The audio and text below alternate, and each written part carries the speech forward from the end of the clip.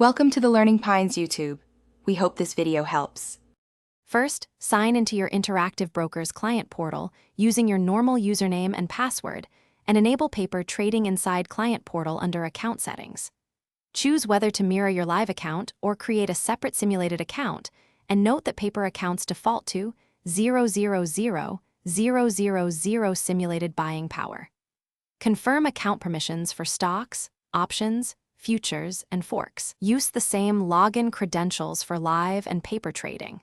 Finally, agree to the terms and wait up to 30 minutes for the paper environment to provision, so you open Trader Workstation or Client Portal to place simulated orders, or download the IBKR mobile app and connect to the paper account.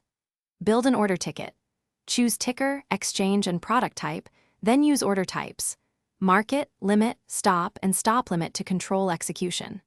Set quantity, price, and time in force before sending simulated orders, and review estimated commissions and fees shown on the ticket. For complex trades, use combos or options chains. Specify leg ratios like 1, 1 or 2, 1, and submit the order to the paper market simulator.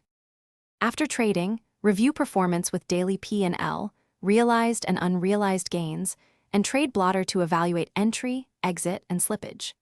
Use IBKR Analytics, Account Statements, Risk Navigator, and Portfolio Margin Simulator to test scenarios and monitor margin usage and buying power by dollar or percentage. Reset or create a new paper account to clear positions and start fresh if your simulation is cluttered. Or adjust starting buying power to 0,0,0,0,0 or 0,0,0,0,0.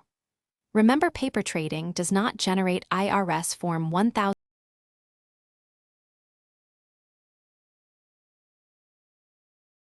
Thanks for watching. Consider subscribing if we helped you.